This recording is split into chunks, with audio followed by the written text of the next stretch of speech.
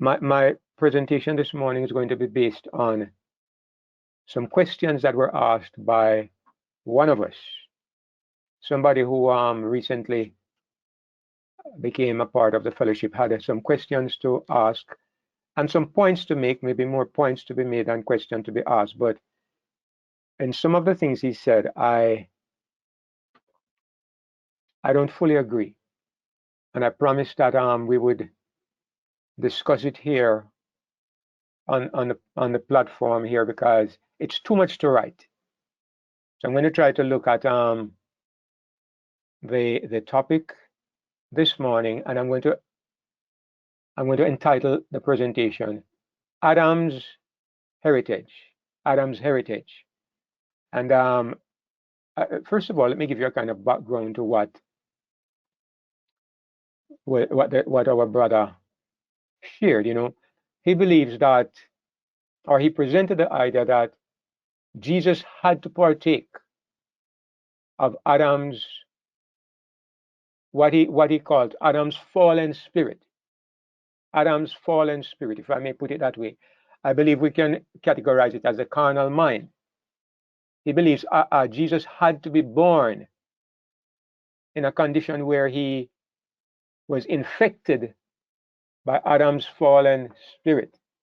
So his presentation is that Jesus had his pure spirit from heaven, and his pure spirit was united with the fallen spirit of Adam.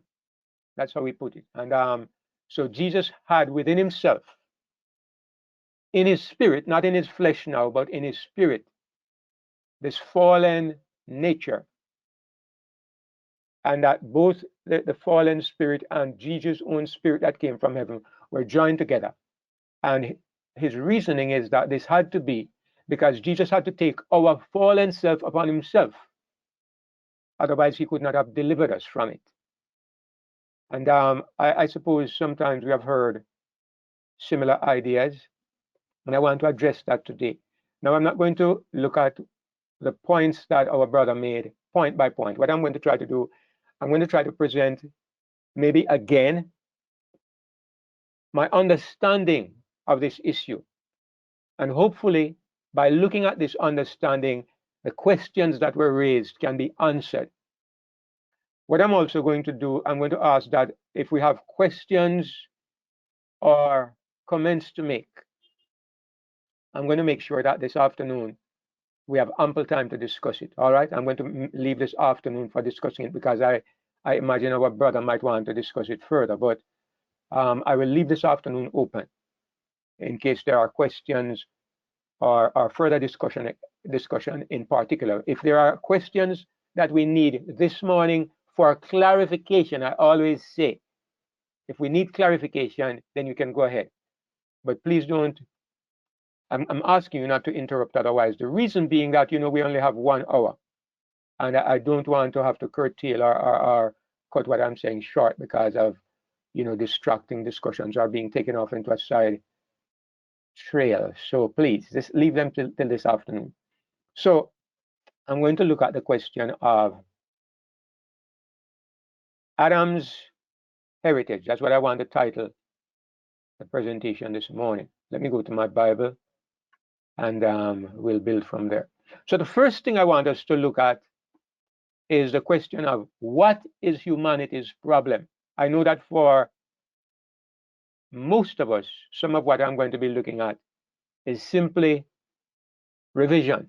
We have been through this before. But I also think that there are certain little aspects of it that may give us better insight into what we believe. So what is humanity's problem? And of course, I'm going to go to that passage in Romans just to highlight it. I believe that this is, in essence, the problem of the human race. Romans 7, from verse 14 to verse 17. We know this like the back of our hands, but I'll read it anyway. It says, "For we know that the law is spiritual, but I am carnal, sold under sin." This is the primary problem of every human being as far as our connection with God is concerned. This is the problem. As far as our relationship to righteousness is concerned, this is a problem. We are sold under sin. And when Paul says this, what he's trying to say is that we are slaves. We are slaves, to put it bluntly. We are slaves. When somebody is sold, this is the imagery of enslavement. A person who is being sold as a slave. Paul says, I am sold under sin. And he illustrates what he's saying in the next few verses, because look at what he says. He says, for, meaning, why do I say I am a slave? Well, let me tell you. It is because that which I do, I allow not. For what I would, that do I not. But what I hate, that do I. This is typical slave behavior. You don't do what you want to do. You do what somebody else compels you to do. This is slave behavior. And this is why Paul says, I am sold under sin. I'm sold under carnality. And the proof is, I don't do the things that I want to do. The good that I want to do, I don't find myself doing it. Something else is controlling me. He says, if then I do that which I would not, I consent unto the law that it is good. Now then, it is no more I that do it, but sin that dwelleth in me. So, there's no reasonable controversy about this question, that the problem of the human race is that we are sold under sin. The question really is, what is the cause of this enslavement? Because every slave wants to be free. Well, generally speaking, the majority of people in the world are slaves and they have no desire to be free because they love their carnality. In fact, many of them don't even know that they are slaves until the day that they try to do differently. Then they discover that they are slaves. But generally speaking, everybody who really comes to the recognition that I am a slave, he wants to be free. But in order to be free, let us make this point, brothers and sisters. In order to be free, we have to recognize the nature of our problem. All right, I can refer you to what is called the naturopathic principle, which is that if you find yourself with a headache, you don't try to cure the headache per se. You try to find out the cause of the headache. In every good approach to problem solving, you try to get to the cause of the problem. If you can find the cause, then you can not only solve that particular problem, but you can solve every future problem that might arise of the same nature. So we want to find the cause of the problem. So man's problem is that he is a slave to sin. He has no control over himself, and he does all the evil that he wants to, that he doesn't want to do. He says it in verse 19, for the good that I would, I do not. But the evil which I would not do, that I do. So that's the problem. He's a slave to evil doing. Number one, he is doing evil. And number two, he's incapable of doing otherwise. So the cause of the problem. What is the cause of the problem? In Romans 8, verses 7 to 9, I believe we see the cause of the problem identified. It says, the carnal mind is enmity against God, for it is not subject to the law of God, neither indeed can be. So the problem is having a carnal mind. And we saw this already, okay? The carnal mind is not subject to the law of God. The carnal mind does not obey the law of God, does not desire to obey the law of God. When you try to do good, the carnal mind compels you to do evil. The problem is the carnal mind. It's the kind of mind that we have. The problem is not that your hand is doing wrong. The problem is that your mind controls your hand, and your carnal mind compels your hand and your whole body to be a slave to sin. So Paul's conclusion in verse 8 is, so then, they that are in the flesh cannot please God. So when he says in the flesh, it is clear what he means. It is clear that he's referring to being in the flesh as having what he calls a carnal mind. So the carnal mind is the same as being in the flesh. So if you are in the flesh, you are not subject to the law of God, and you cannot be. If you have a carnal mind, you cannot please God. So the problem is the carnal mind, which also is referred to as the flesh. So when Paul says the flesh here, he's not talking about the part of your body that has bones and flesh and blood. He's talking about the mind, the carnal mind. Carnal means flesh. So the carnal mind is referred to as a flesh, and it doesn't. Paul uses this word flesh in opposition to spirit, because the carnal mind is the flesh mind. It's not the spiritual mind. That's what he's really saying. If we don't understand these terms, sometimes we can get confused. Some people might believe that it's really your fingers and your toes and your eyes and your nose that are the problem, because these are what we literally describe as flesh. But no, he's not talking about literal flesh. He's talking about the mind of the flesh, the mind that is earthly, the mind that is focused on carnal things, and we will see the mind that is missing an important element. Now look at verse 9. And I need my fan. In verse 9, he pinpoints the problem, because he says, but you are not in the flesh, but in the spirit. So the person he's talking about now, you Christians, you are not in the flesh. What has happened to you? You have escaped the carnal mind. You have escaped the problem that we saw in the previous passage, where he says, the good that I would, I do not. The evil that I would not, that I do. You have escaped that problem. How did you escape it? You escaped it because you are not in the flesh. Now, how did you escape the flesh? He says, you are in the spirit. You are not in the flesh. So the opposite of being in the flesh is to be in the spirit. All right. So that explains what Paul means when he's talking about the flesh or the carnal mind. The opposite of the carnal mind, the converse of being in the flesh, is being in the spirit. And how do you get there? If so be that the Spirit of God dwell in you. This is the solution to the problem of carnality. This is the solution to the problem of flesh. The solution is that the Spirit of God comes to live in you. So he says, now if any man have not the Spirit of Christ, he is none of his. So let me emphasize the point. The problem is the carnal mind or the flesh. Yes, we have bad behavior, but the bad behavior is coming from the flesh or the carnal mind. And the solution to that carnal mind or that flesh is to be in the Spirit. And to be in the Spirit means to have the Spirit of Christ living in you. This is a simple ABC of the matter.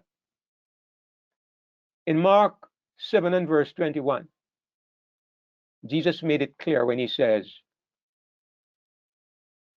well, let me start from verse 20. He says, that which cometh out of the man, that defileth the man. The source of the problem is inside. He says, for from within, out of the heart of men proceed evil thoughts, adulteries, fornications, murders, thefts, covetousness, wickedness, deceit, lasciviousness, an evil eye, blasphemy, pride, foolishness. All these evil things come from within and defile the man. The source of our problem, brothers and sisters, is what is in the heart. And I don't need to prove it today, but all of us know that the heart is a synonym for the spirit in the Bible. Create in me a clean heart, O God, and renew a right spirit within me. Over and over in the Bible. We could do a study on it this morning, but I won't, which demonstrates that when the Bible says the heart, primarily, it doesn't refer to the organ beating in our chest.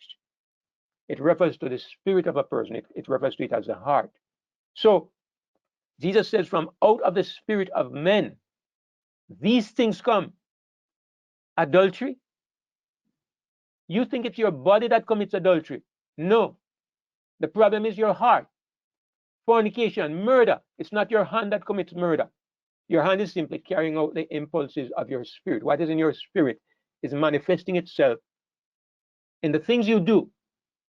Yes, it passes through your mind, but it manifests itself in the things you do. So the problem is not what you are doing. The problem is the source of the evil, which is the heart or the spirit. So we have a carnal spirit. That's the first problem. First problem. And this carnal spirit is embellished. It's amplified because we also have genetic inclinations. I would say there are about three things, and they all come from the same source. We have genetic weaknesses because I inherited some weaknesses from my father, who got it from his father, who got it from his father. And somewhere along the line, somebody started the line, and it began to grow worse and worse with each passing generation. So we all have suffered also from the degeneracy of Adam. But what this degeneracy gives us is a weakness, not sin. The fact that I am short or I'm weak or I have a tendency to do something is not a sin. It's not sin. It simply means it's something I need to be careful about. If I'm born with a tendency to alcoholism, it does not make me an alcoholic. If I'm born with weakness in a sexual area, it doesn't mean that I've committed adultery or I'm a fornicator. It simply means I have another reason to be careful. It means that I have a further disability that is working against me. So we have this problem because of genetics. And those of you like me who have been reprobates in your past, you also have habits that were bred into you by your life of sin. Now you are no longer practicing these habits, but the memory is there, and it's easier for you to fall back into these habits if you're not careful. But the real problem, the problem that is $1 million problem, is the problem of the carnal mind or the carnal spirit. The problem is the unrenewed heart. This is a problem of the human race. When the heart or the spirit is changed or transformed or renewed, then we can control the genetic inclinations and we can control the habit patterns that were formed when we lived a life of sin. The real issue is the heart or the spirit. Now, I'm going to address what I believe is at the heart of the misunderstanding. This is an important point that I would like to make, and so let me see if I can just scribble this on the screen. All right. What makes a person's spirit? What makes a person's spirit enslaved?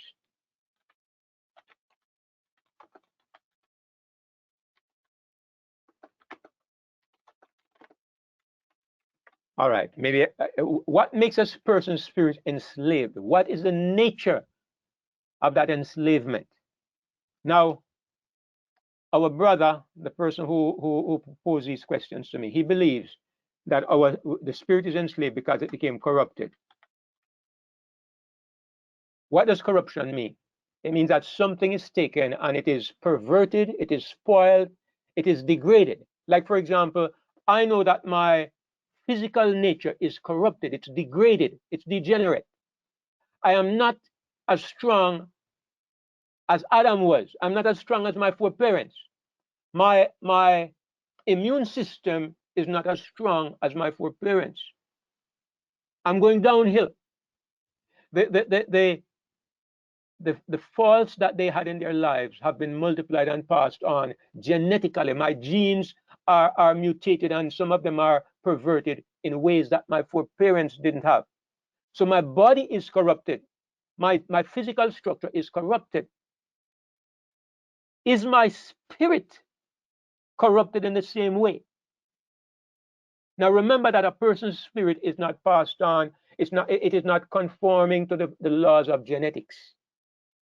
We don't know much about the spirit. We know a lot about the body or the physical, but we don't know much about the spirit. But if I ask the question, is a person's spirit passed on genetically? I think most people would say no. The spirit is not of the flesh. It is not physical. It's not tangible. Whatever it is not subject to the laws of genetics. So I would ask the question, how could a person's spirit actually become corrupted and become more and more degenerate with the passing of time? We don't know. We don't have any concept of this. But this is an idea that our brother shared, and I believe there are other people who believe this. They believe that the problem we have is our spirit is corrupted. So because of this, it is believed that when Jesus came, in order to be one of us, he had to take this corrupted spirit. He had to take a spirit that was perverted and that had inclinations to evil in itself. Now, if this is true, you can understand that way of thinking. But I don't believe this is true. I don't believe we have a corrupted spirit. No. Do we have an evil spirit? I mean, if we are not born again, yes, we have an evil spirit, but corrupted is different. Let me make a distinction. Corrupted versus, let me use a different color. Corrupted, let me say corrupted or evil. I believe every human being has by nature an evil spirit, but not a corrupted spirit. And I'll explain in just a moment. I believe, how do we get an evil spirit and what causes a person to have an evil spirit?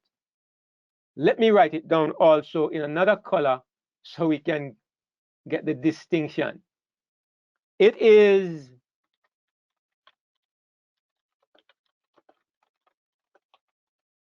this is the nature. That this is what causes man's spirit to be evil. It's not because your spirit is corrupted. It's because your spirit is separated. Now, I would dearly love for us to understand this very well, because this is the key element in understanding righteousness by faith, in understanding the plan of salvation, in understanding the problem of sin. Sin, basically, the foundation of sin is separation from God.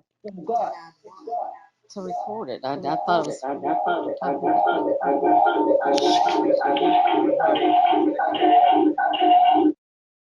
Okay, Sister Terry, I think your mic was making some noise, so I just muted you.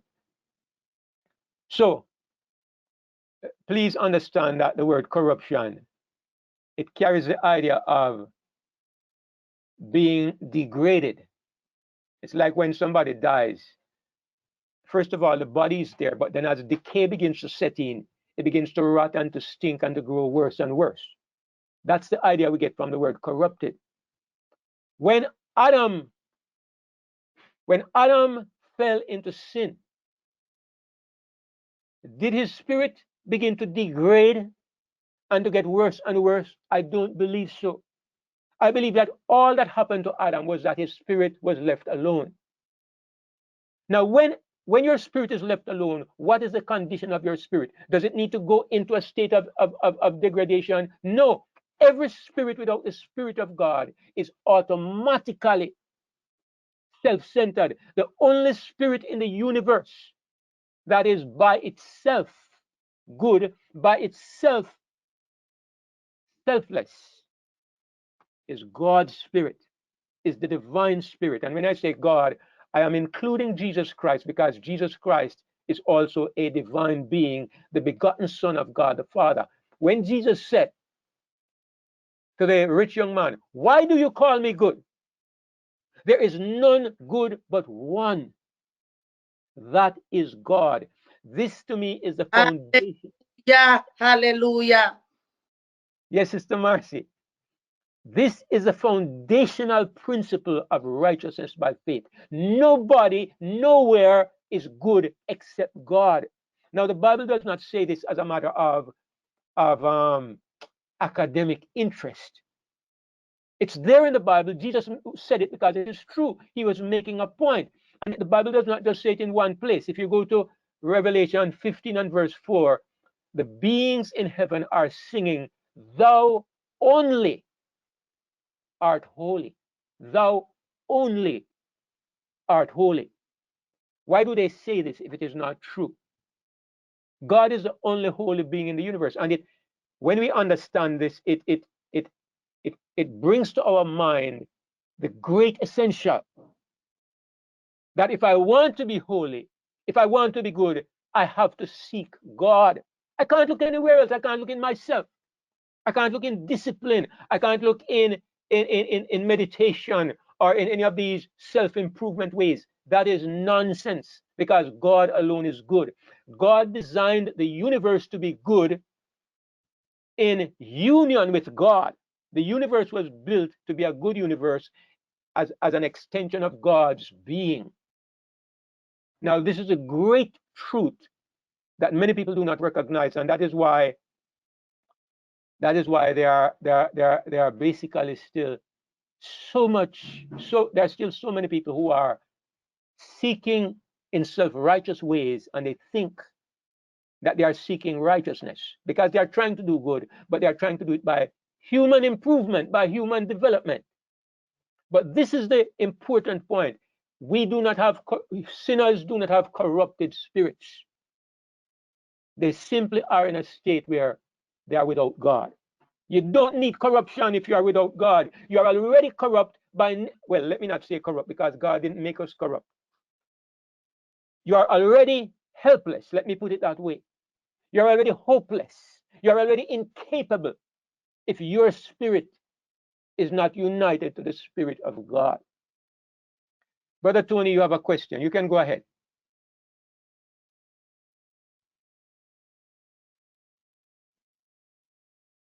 I Okay, see where you. now, Yes. are you saying, can you hear me? Yes, go ahead, Brother Tony. Yeah, now, wouldn't corruption and evil be almost the same? So wouldn't we have a corrupted spirit when we are separated from God? Because corruption is what? Dishonesty, lying, cheating, and all of that, right?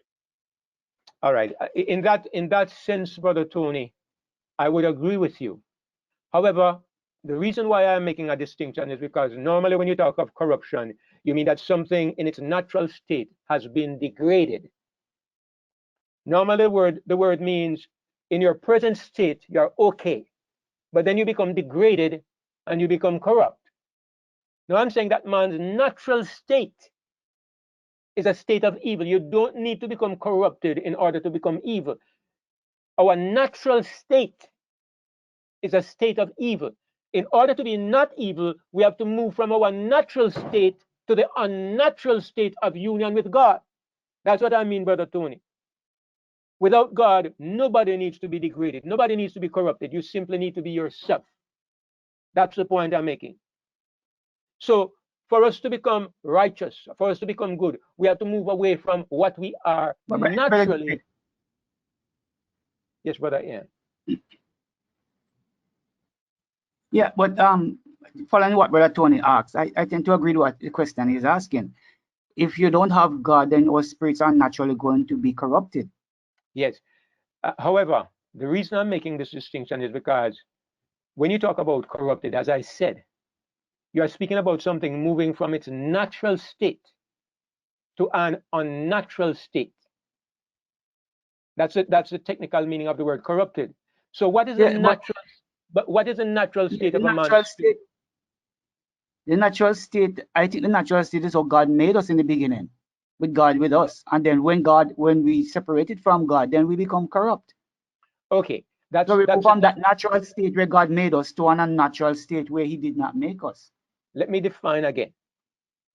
Natural state, I'm going to say, is different from the natural status.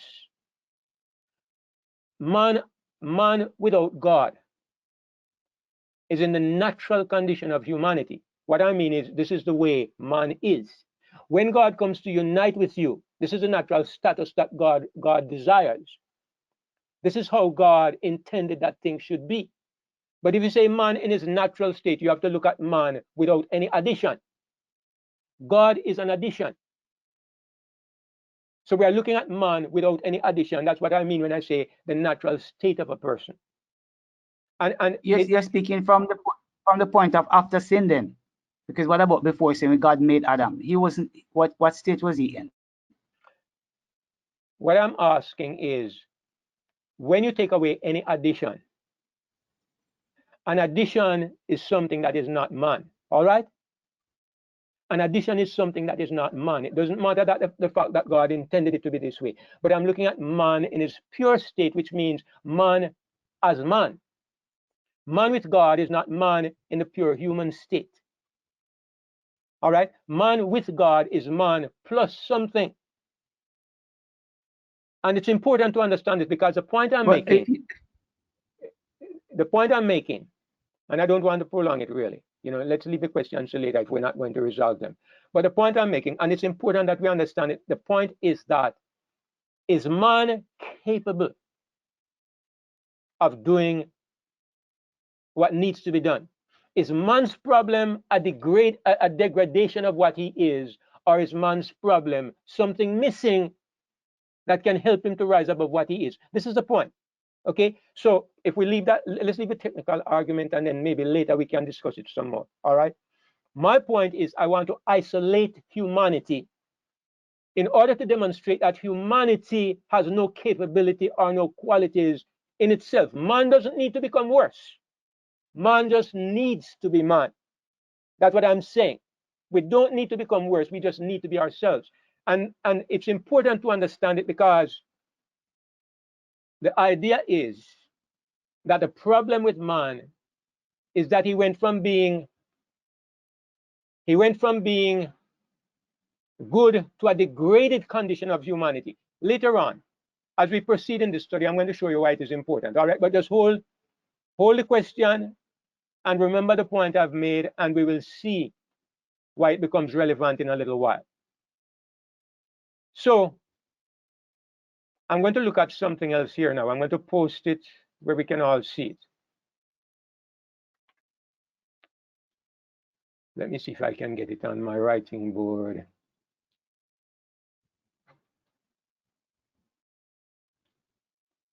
All right. I want us to look at the elements of sin. I need to write it much bigger, so let me rewrite it. Number one, the first step in sin, the first step in the journey of sin is misinformation. And I would say that this is the seed of sin. When I say misinformation, what do I mean? I mean that if somebody tells you, Eve, for example, received false information about God. Satan told her that God is a liar. And Eve accepted this. This is misinformation. Now, when misinformation comes to you as a person, you have the option that you can deal with it. You can deal with it as a lie, and you can reject it, or you can accept it. Misinformation in itself is not sin. So the fact that you have wrong information in your mind does not mean that you have committed a sin or that you're a sinner. Misinformation can come to your mind, but it becomes a seed. It becomes a seed that you have to decide, what am I going to do with this seed? All right. Now, when this seed, misinformation, germinates, what it does is it produces distrust. All right. And what happens when you embrace distrust is that you reject God. Like in heaven, Satan rejected God. In the Garden of Eden, Adam and Eve rejected God. So misinformation, if you accept it, you stop trusting God. You hear lies about God and you don't trust him. When you don't trust God, what happens next? The third thing that happens is that you have separation from God.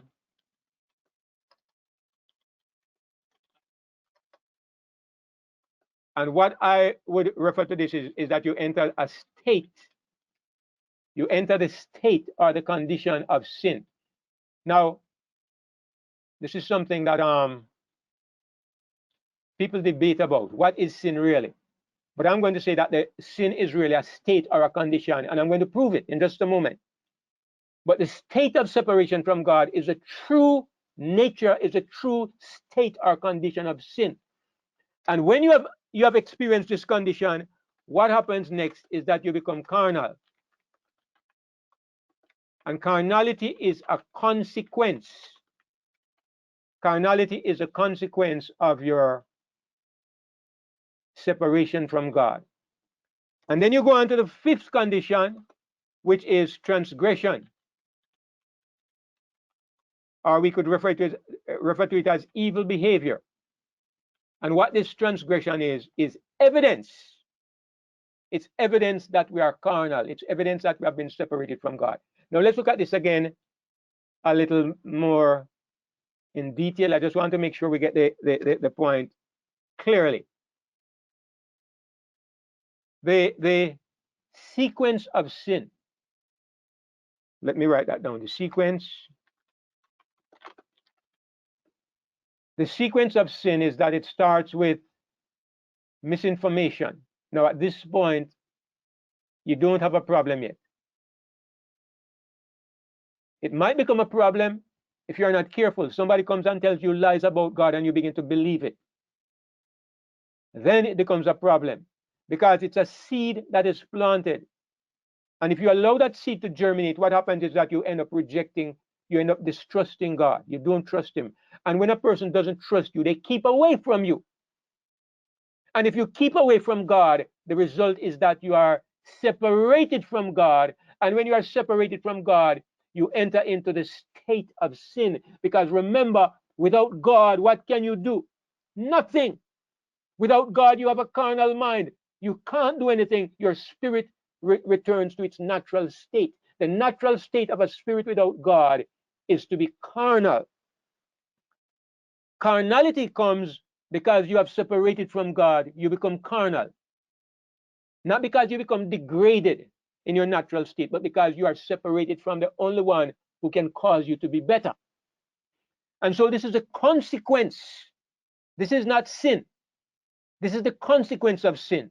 And then you begin to behave badly, which is the evidence of sin. So first of all, you have the cause. You have the cause of seed is planted.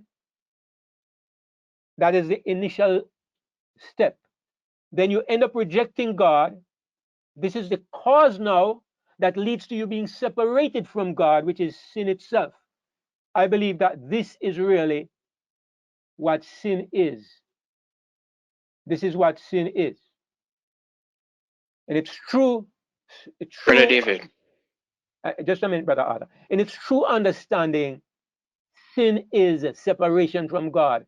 The first two steps only lead you to that place.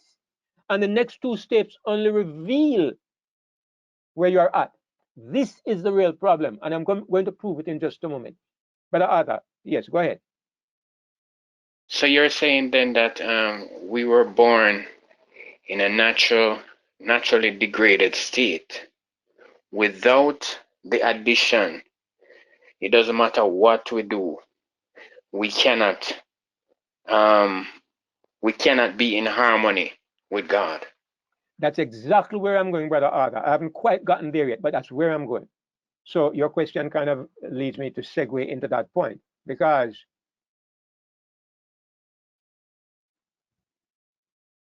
how can we verify that this sequence is actually correct? Well, let's go back to the screen.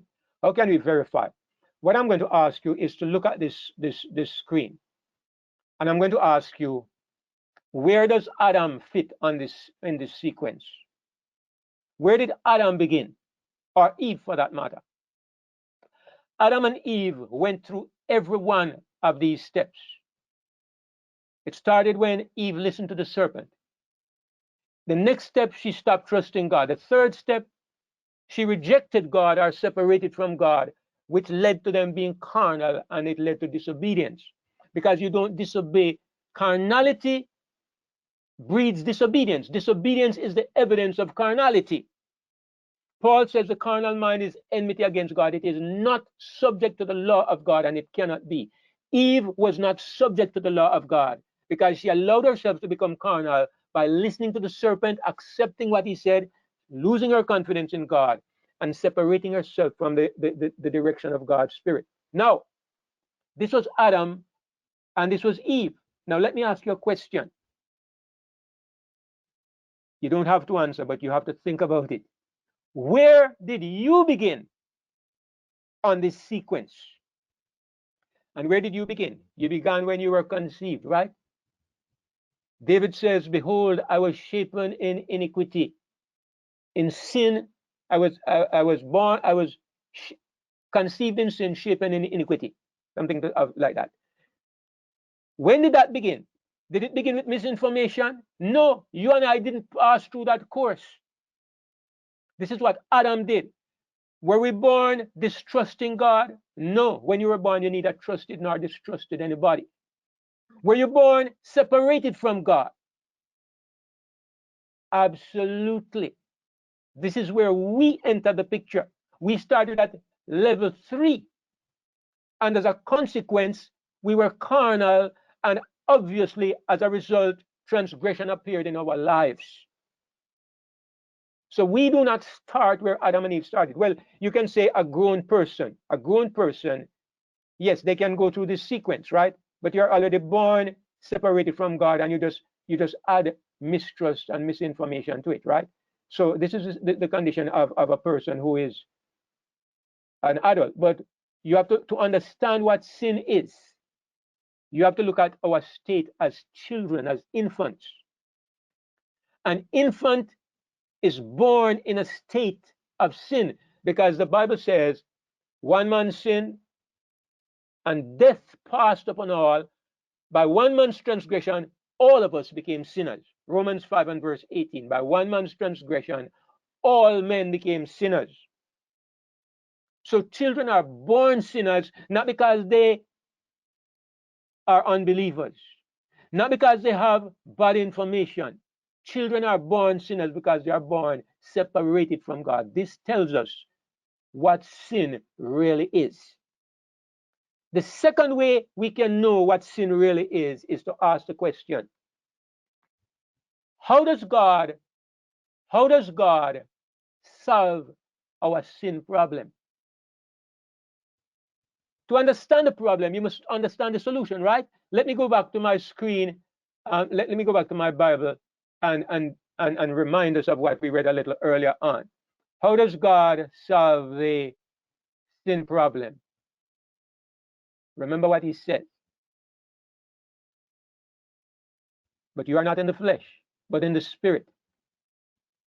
If so be that the Spirit of God dwell in you. Now, if any man have not the Spirit of Christ, he is none of his. You are in the Spirit if the Spirit of God dwells in you. This is how God solves the sin problem. And I'll show it to you in another verse. Let's go to Romans chapter 5. Look at Romans 5 and look at verse 10. Look at what it says here. Look at what it says here. A very important verse. For if when we were enemies, we were reconciled to God by the death of his Son. Look at what it says next. Much more, being reconciled, we shall be saved by his life. What is it that saves us? It is the life of Jesus Christ. To understand the problem, you must understand how we are saved. It is the life of Jesus that saves us. Now, remember, it says when we were enemies, we were reconciled. And this leads me to the conclusion that even the wicked are reconciled to God. The godless are reconciled to God. The enemies are reconciled to God. But reconciliation does not mean you are saved. The fact that God loves you and God broke down the barrier between you and God, and you are able to cross that barrier by faith, it still doesn't save you. The only thing that saves us is the life of Jesus Christ. There are going to be people who are lost, billions of them, who were reconciled to God, but they never accepted salvation. Salvation is the life of Jesus Christ. So what I'm saying is that the great element, brothers and sisters, is the life of Christ, because the life of Christ is what reunites us to God. The life of Christ being joined to my spirit is what brings my spirit from being simply human to the place where my spirit is now divine human. That's the only way I can live a righteous life. If I have a divine human spirit, left to myself, I am nothing. And this is not only true of me, it's true of all of us. It's true of Lucifer.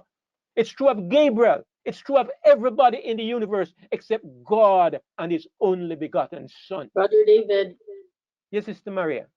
what about the people that are, if our natural state it's carnality, so what about the people that don't know God but they live according to their conscience? So where is that fit?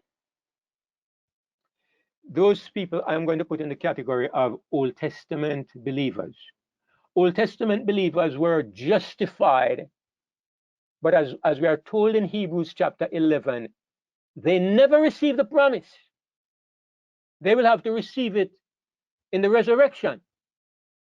So these people who do not know God, or they do not know what we know, they don't understand the plan of salvation, but they have found a relationship with God. They have found a relationship with God. God is able to save them because of their faith, but they don't actually receive salvation until they actually receive the life of Christ. And in many cases, some of these people will probably receive that in the resurrection. This is my speculation.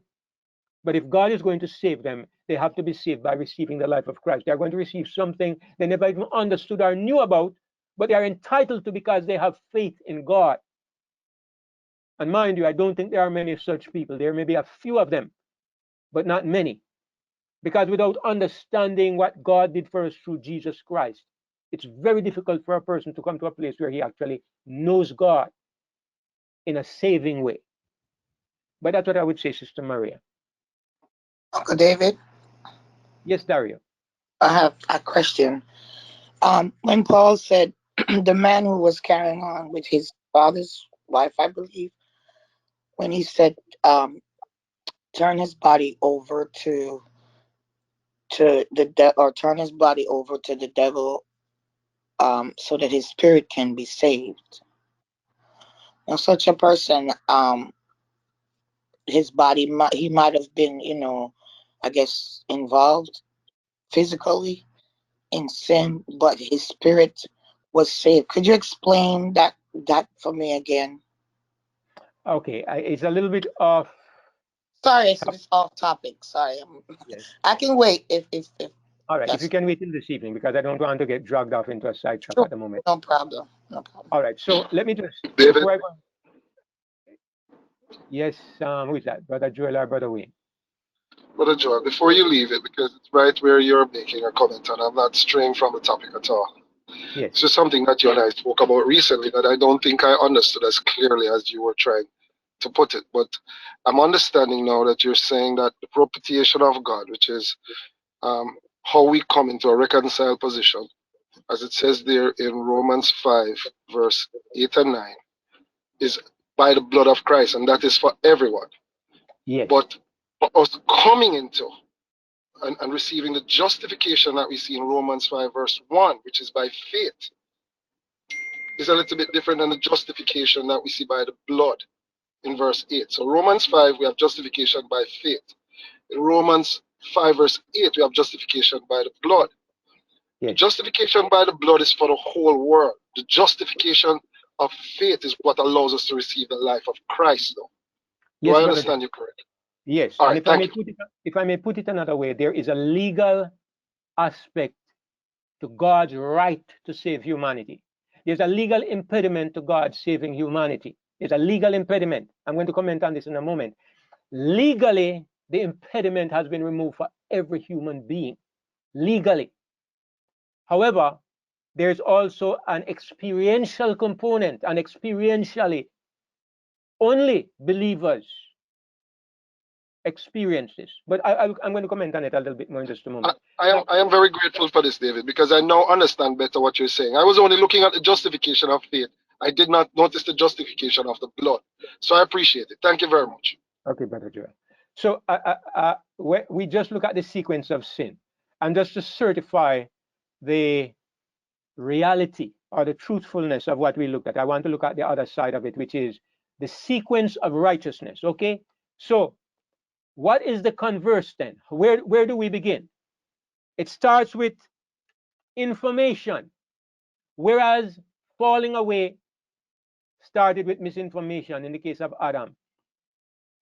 In restoring us as individuals, we have to go through the reverse sequence. It starts with right information. As Paul says in Romans 10, how shall they hear without a preacher? And how shall they preach unless they are sent? Paul says, Jesus says, go ye into all the world and preach the gospel to every creature. The restoration to the state of righteousness begins with information. But mark you, information is not salvation. Information is only giving you a seed. Jesus talked about the seed being planted. Information plants a seed. The wicked hear information. Satan hears information. The righteous hear information. Some people respond to that information positively. What happens? Those who respond positively, they learn to trust. They begin to trust God. They begin to believe. And because they begin to believe, they accept, not reject now, they accept the gospel. When they accept the gospel, faith on our part, what happens next? Something happens on God's part. God gives us the Holy Spirit at that point. This is what it means to be born again. And this is union with God. Union with God. Union with God through Jesus Christ. God and his Son come to dwell inside of the believer. And this is the state of righteousness. Up here, this was the state of sin. Down here, this is the state of righteousness. It constitutes union with God. The consequence of this union with God is spirituality. You become a spiritual person, you are no longer a slave to the law of sin and death. And so instead of transgression, you have obedience. Maybe obedience is not the best word because I believe it's a natural result. But you have conformity to the will of God. Let's label it as obedience. And this is the evidence. This is the evidence that you are born again, that you are righteous. Now, many people believe that the evidence is what constitutes salvation because they believe that the evidence is what constitutes being lost. They thought that we were lost because of transgression, and so we are saved because of obedience. You can see where legalism comes in. But the truth is, we were lost because we were separated from God, and we are saved because we are united with God. The evidence is like you have a fever, and it means that you have eaten a combination that is causing problems in your belly. The fever is just a symptom. You need to deal with what is going on in your belly. It's the same way transgression or obedience are simply consequences.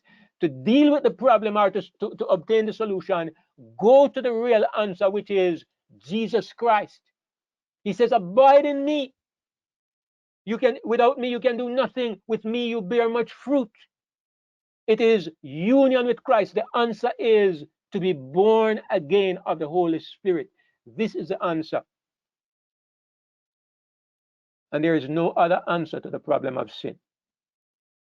And brothers and sisters, the thing is that this is the true foundation of righteousness. If we don't understand what sin is, you can't understand what righteousness is. Neither can you understand the solution. But I'm so happy that, we are getting it. That some people are commenting that they are seeing it more clearly. I'm very grateful because the point is, I think that in order to be what God wants us to be, we need God's information, because God gave it to us, because it is his channel for leading us to the place where he wants us to be. Now, you know what?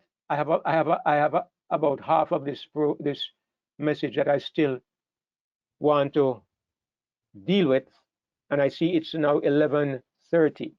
And if I start going with this, I'm probably going to go until 12 o'clock. So what I'm going to do, I'm going to save the second half of this message until this afternoon.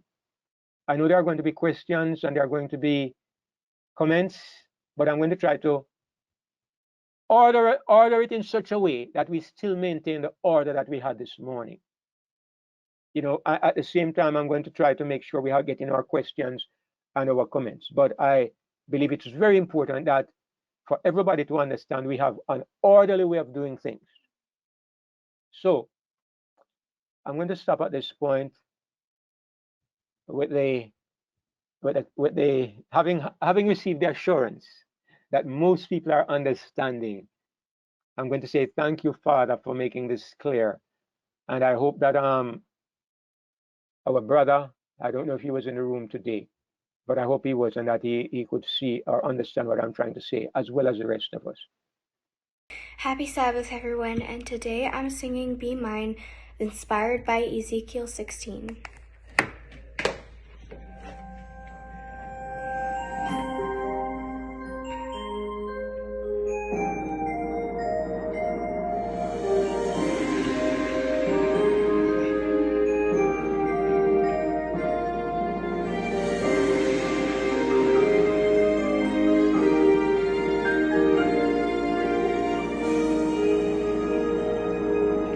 When you were born, you were all alone.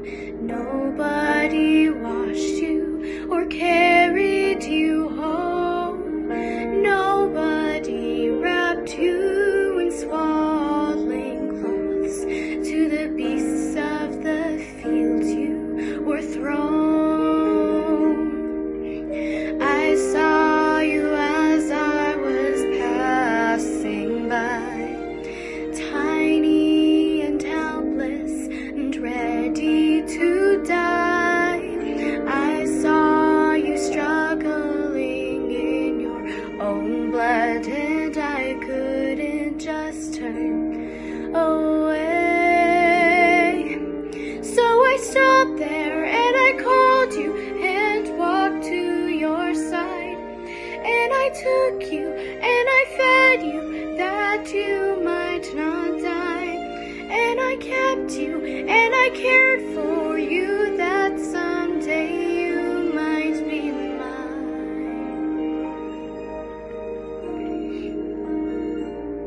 Be mine.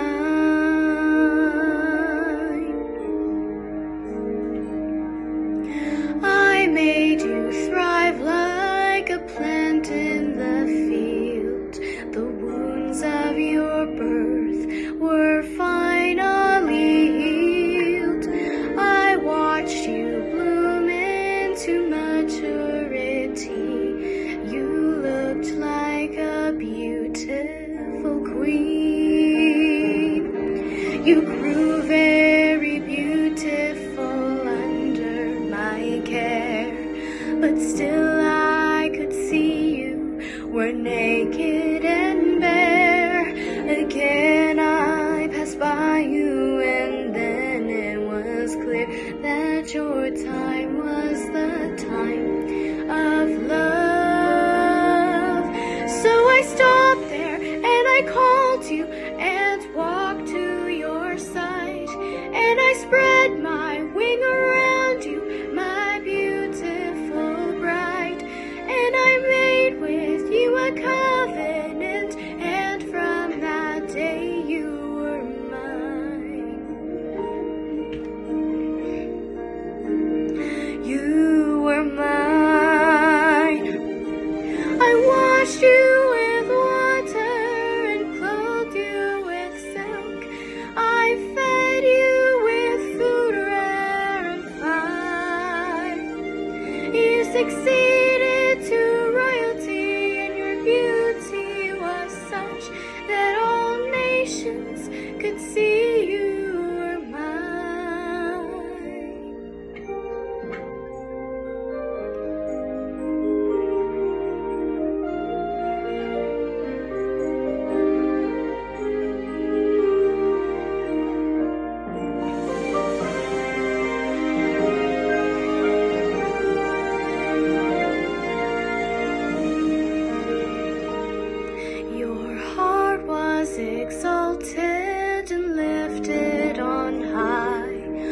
You trusted your beauty, forgot you were mine.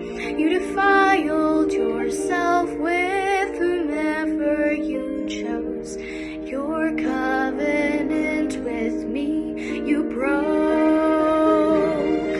forgetting the blood and the pain of your birth, forgetting the one who gave you your worth. You turned to your idols of silver and gold. Oh, I watched you turn away. So I'm standing and I'm weeping with heartbroken cries, and I'm calling and I'm pleading, oh, why would you die? And I'm knocking and I'm still hoping that someday you might be mine. I will save you, I will heal you, and walk by your side. I will clothe you in a garment of brilliant white. I will come and take you home with me, finally when you are mine. Be mine.